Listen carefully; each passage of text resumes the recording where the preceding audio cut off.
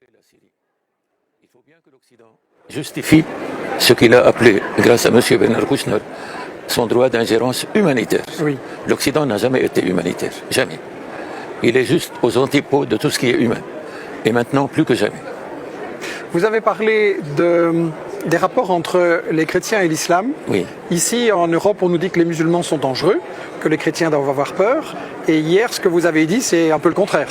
Mais précisément, hier, j'ai cité 3 historiens juifs et israéliens pour dire aux Occidentaux, voici ceux qui sont censés être nos ennemis, ce qu'ils disent de ce qu'a été l'islam pour eux pendant des centaines d'années. Et pour les chrétiens, vous voyez, si l'islam avait été aussi sanglant et sanguinaire que ce qu'on prétend qu'il est maintenant, aucun chrétien ni aucun juif n'aurait survécu à la conquête musulmane. Les musulmans ont eu le génie, dès leur première conquête, d'ouvrir la collaboration avec les pays conquis, et ils ont réussi ce que jamais aucun conquérant n'a pu réussir. Et ils maintiennent jusqu'à maintenant cette convivialité avec les gens. Moi, je suis un prêtre de Damas. Je suis né à Damas en 1932. J'ai vécu en milieu chrétien et musulman. J'ai grandi dans ce milieu et je vous assure que ma vie de prêtre récolte une joie immense à la fréquentation des musulmans, à leur amitié, à leur soutien. Je vous assure, ce ne sont pas des mots. J'ai écrit tout cela dans un livre en arabe. J'espère pouvoir le traduire en français et aussi en anglais pour faire comprendre aux gens ce qu'est au fond l'islam. L'islam est une religion que les musulmans pratiquent avec beaucoup de respect, mais quand ils voient en face d'eux un homme qui les respecte, je dirais ils le dépassent en respect et en amour et en service. Ici, en Europe, on a aussi des sociétés où on a beaucoup de chrétiens et de musulmans.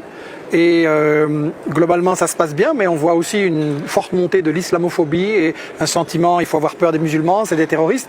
Et vous êtes en train de nous dire qu'au fond, l'Europe devrait plutôt prendre des leçons sur des pays comme la Syrie. Monsieur Colomb, hier, j'ai dit dans mon topo que l'islam de l'Occident n'a rien à voir avec l'islam.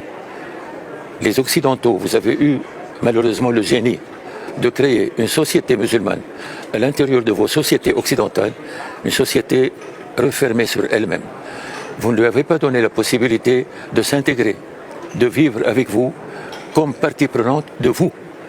Vous les avez laissés faire les travaux que vos concitoyens répugnaient à faire, et avec le temps, ces sociétés musulmanes refermées sur elles-mêmes, alourdies par un complexe d'infériorité, restent comme une bombe à retardement.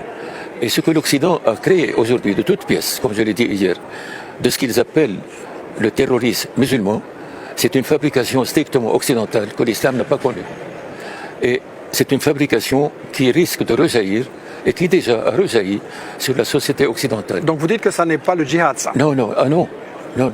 C'est un djihad fabriqué par l'Occident pour soi-disant,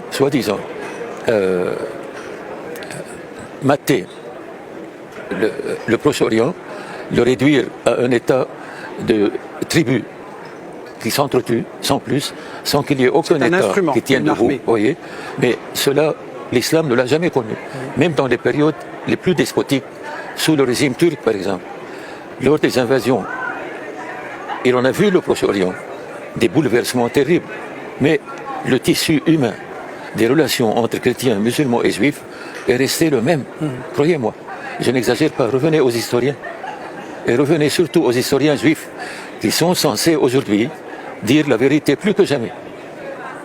Ça, c'était